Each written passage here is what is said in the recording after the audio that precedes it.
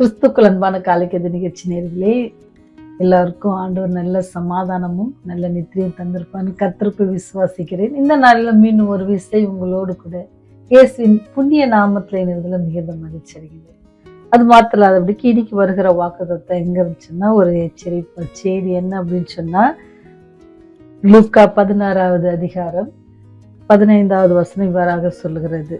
என்ன அப்படின்னு சொன்னா, மனுஷருக்கு முன்பாக உங்களை நீதிமான்களாக காட்டுகிறீர்கள், தேவனோ உங்கள் இருதயங்களை அறிந்திருக்கிறார் அப்படின்னு சொல்லி சொல்லப்பட்டிருக்கு.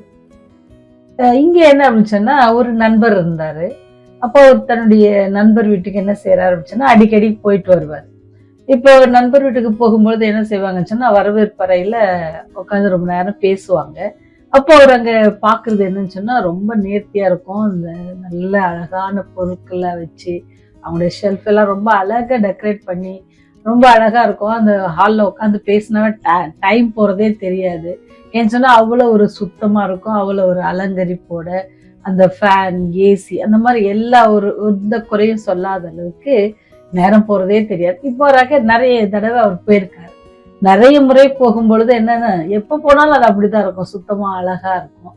இவருக்கு ரொம்ப ஆச்சரியம், பரவாயில்ல இந்த நண்பர் ரொம்ப அழகா மெயின்டைன் பண்றாங்க வீடை அப்படின்னு சொல்லி அவர் ரொம்ப சந்தோஷப்படுவாரு. அதை தன்னுடைய மனைவிடத்துல அவர் அதிகமா ஷேர் பண்ணுவாங்க. அப்படி ஒரு நாள் என்ன செஞ்சுச்சு அப்படின்னு சொன்னா, அநேக முறை எங்க போயிருக்காங்க சொன்னா, இந்த வரவேற்பறைக்கு இந்த ஹால்ல தான் பார்த்திருக்காங்க, பேசியிருக்காங்க, பழகிருக்காங்க.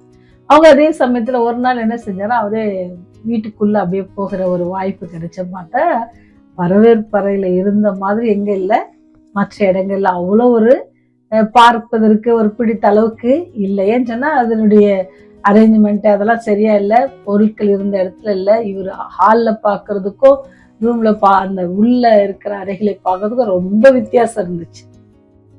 அவருக்கு ரொம்ப ஆச்சரியம் இருந்துச்சு. அப்படியா, நம்ம இவ்வளவு நாள் எங்கதான் வந்திருக்கோம், ஹாலுக்கு தான் வந்திருக்கோம். பட் அப்போ அவர் யோசித்தாராம், என்னன்னு சொன்னா வரவேற்பறை ரொம்ப அழகா இருந்துச்சு. ஆனா இது என்ன அப்படின்னு சொன்னா, உங்களை என்னையே அது ரொம்ப அதிகமாக காட்டுகிறது. சில நிலையில நம்ம கிட்ட கூட வரவேற்பறை மாதிரி சில குணாதிசயங்கள் இருக்கும். ஆனா அதுக்குள்ள நம்முடைய வாழ்க்கைக்குள்ள போகும்போது என்னென்ன குணாதிசயங்கள் இருக்கு அப்படின்னு சொல்லி பார்ப்போம் அப்படின்னு சொன்னா, அது ரொம்ப கஷ்டமானதா இருக்கும். எல்லாருடைய வாழ்க்கையிலும் எல்லா டைமும் என்ன இருக்காது, ஒரே மாதிரியா இருக்க மாட்டாங்கல்ல. அது இந்த சில வேளையில என்ன செய்யும்னா, நம்முடைய வாழ்க்கை நிலையம் எப்படியாக தான் என்ன செய்யுதுன்னா மாறி போகிறது. ஒரு காலகட்டங்கள்ல நம்ம எல்லாமே நம்ம நினைச்சது எல்லாம் கிடைக்கும் பொழுது எப்படி இருப்போம் அப்படின்னு சொன்னா, வரவேற்பறை போல எல்லாமே நமக்கு வச்சுக்க தோணும் நம்முடைய வாழ்க்கையில, ஆவிக்குரிய வாழ்க்கையில. ஆனா சில வேளையில நம்ம கேட்கிற காரியங்கள் கிடைக்காத போது, நம்முடைய காரியங்கள் போது நம்முடைய குணாதிசயங்கள் என்ன செய்யும், மாற்றப்படும். சில நேரத்துல என்ன செய்வோம், ரொம்ப கோவப்பட்டு காரியங்களை செய்வோம். சில டைம்ல பொறாமை வந்துடும், சில நேரத்துல மேட்டிமை வந்துடும்.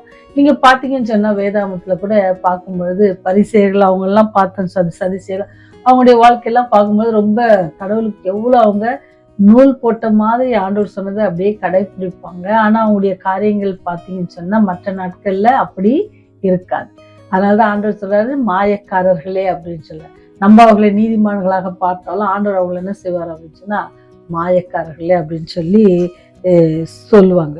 லூக்கா 16:15 அதுதான் சொல்லுது. ஏன்னு சொன்னா, ஆண்டவர் எல்லாவற்றையும் அறிந்திருக்கிறார். நீங்க என்ன செய்யுங்க, மனுஷனுக்கு முன்பாக நம்ம நீதிமான்களாக நல்ல குணாதிசயங்கள் 1-2 எல்லாருக்கிட்டையும் நம்ம காட்டிட்டு, மற்ற குணாதிசயங்கள் நம்மகிட்ட இருக்கிற காரியங்களை நம்ம பார்த்தோம் அப்படின்னு சொன்னா, ஆண்டவருக்கு பார்த்துட்டு இருக்காங்க இல்லையா, அப்போ அவங்களுக்கு தெரியும். அது நம்ம அப்படி இருக்கக்கூடாது.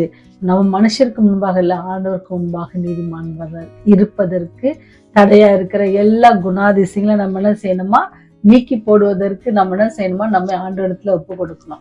ஏன் சொன்னா, சாத்தான் நம்ம இடத்துல கொடுக்கிற இந்த குணாதிசயங்கள் இருந்து வெளிவருவதற்கு தேவனுடைய ஒத்தாசை மாத்திரமே என்ன செய்யாது, நமக்கு என்ன செய்யும், உதவியாக இருக்கும் அப்படின்னு சொல்லி சொல்லப்படுகிறது.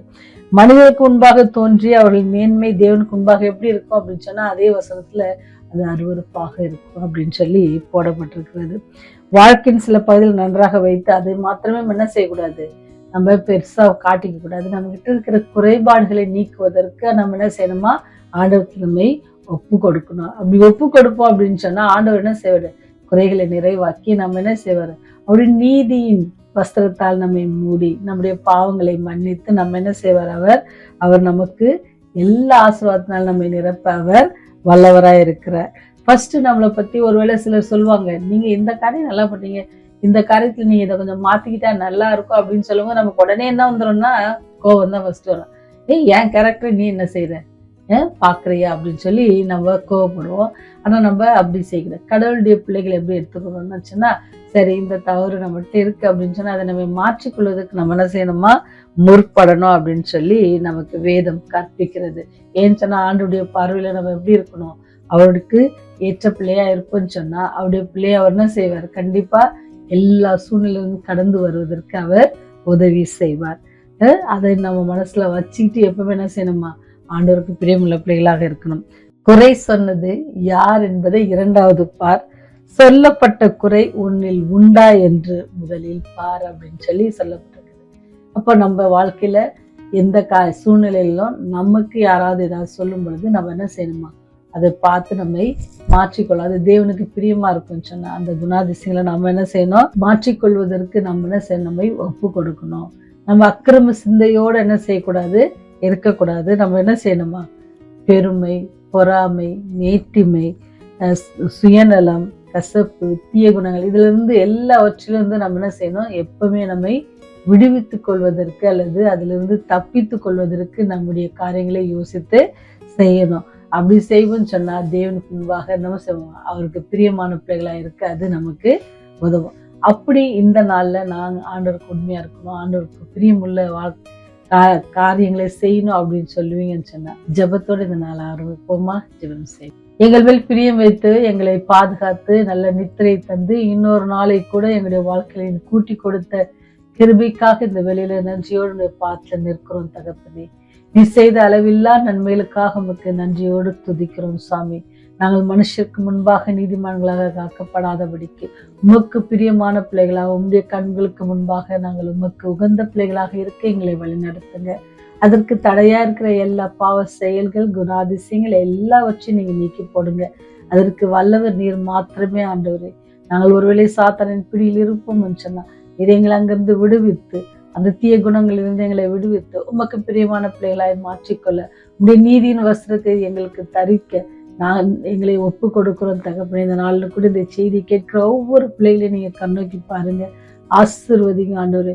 ஒருவேளை இந்த குறைகள் இருக்குமானால் அதை நாங்கள் மாற்றிக்கொள்வதற்கு எங்களை உங்களுடைய கரத்துல ஒப்பு கொடுக்கிறோம் சுவாமி.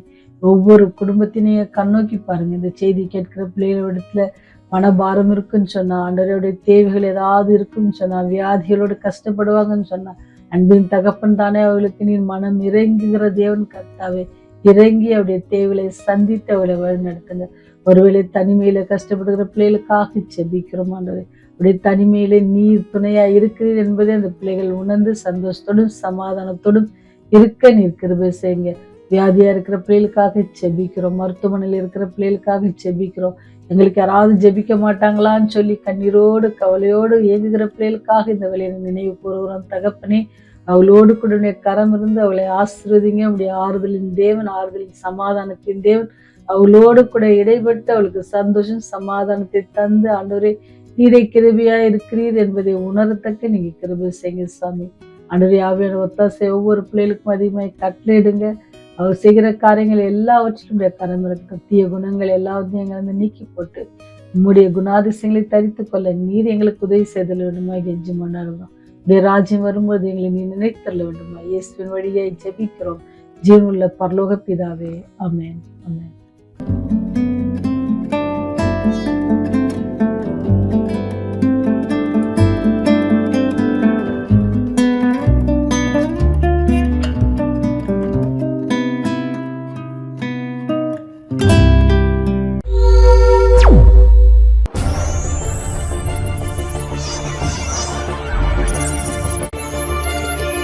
நீங்கள் பார்த்துக் கொண்டிருப்பது உங்கள் ரிவைவர் டிவி.